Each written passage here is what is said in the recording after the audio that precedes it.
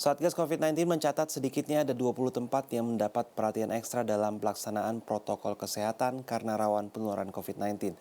Salah satunya adalah munculnya klaster indekos. Namun menurut epidemiolog Satgas COVID-19 perlu berhati-hati dalam menetapkan definisi klaster.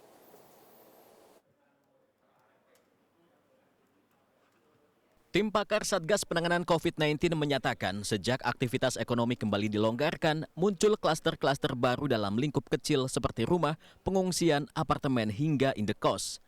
Munculnya klaster indekos ataupun asrama besar kemungkinan terjadi, khususnya penghuni yang tinggal di kawasan industri maupun permukiman padat yang sulit dikontrol. Itu ada potensi di sana, ya.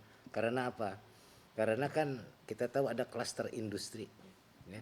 Nah, dari klaster industri itu mungkin saja orang yang tanpa bergejala bawa ke rumah.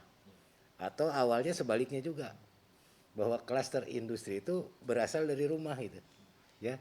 Kita kan nggak bisa memantau mereka di rumah itu apakah dia terpapar di tempat kosnya, atau mungkin selama di rumah, atau dia lagi keluar tempat kos, lagi ke warung atau kemana, mungkin saja di situ, ya.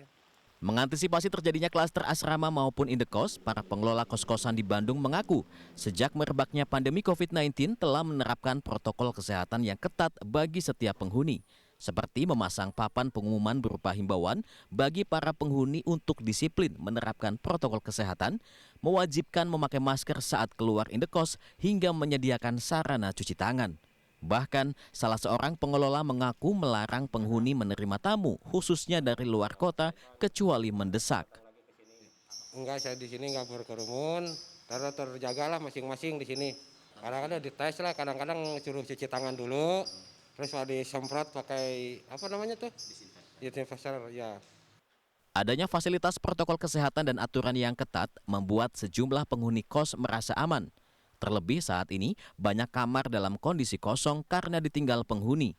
Hal ini meminimalisir potensi kerumunan ataupun interaksi antar penghuni. Lebih sering diem di kosan sih ya, jangan sering berkeluyuran, nongkrong-nongkrong kayak gitu, apalagi sama tetangga kosan juga jangan sering berinteraksi gitu. Kan saya keluar wajib pakai masker, dan apabila saya bertemu orang lain juga, saya gak akan salaman seperti biasanya. Saya cukup salam jarak jauh aja, dan saya apabila pulangnya dari kesini gitu ke kosan, kalau misalkan pulangnya ke kosan, saya pasti cuci tangan, cuci kaki, cuci muka juga pasti itu. Epidemiolog dari Universitas Griffith Australia, Diki Budiman mengatakan kondisi kos-kosan yang padat bisa berpotensi menularkan COVID-19. Apalagi jika dibarengi penggunaan fasilitas bersama dan mengabaikan protokol kesehatan. Akan tetapi, Satgas Penanganan COVID-19 mesti berhati-hati dalam menetapkan definisi klaster.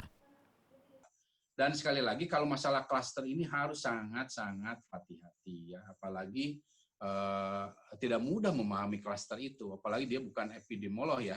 Saya agak mengkritik kalau misalnya Satgas mengatakan ini klaster kos, klaster itu, karena harus sangat jelas ya, klaster itu definisinya itu kan tempat dan waktu. Jadi kalau misalnya ada klaster kos, setidaknya ada definisi bahwa setidaknya ada 2 kasus infeksi di tempat itu yang berkaitan. Tapi kalau ada kasus COVID-19 positif di satu katakanlah asrama atau kosan, tapi yang satu dari kantornya, yang satu dari pabriknya, itu bukan klaster, bukan klaster kosan.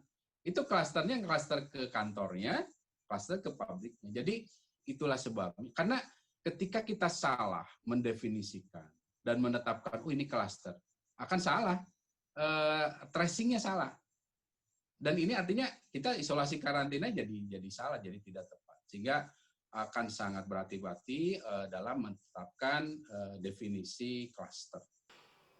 Diki menambahkan untuk mencegah terjadinya penularan, Dinas Kesehatan melalui Puskesmas harus mengidentifikasi potensi risiko di setiap wilayah.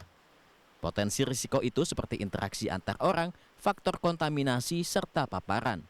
Selain itu, para pengelola kos tidak lagi menyediakan fasilitas bersama dan membangun kesadaran tentang pentingnya protokol kesehatan. Zai Ul Haq, Helmi Suryanegara, Bandung, Jawa Barat.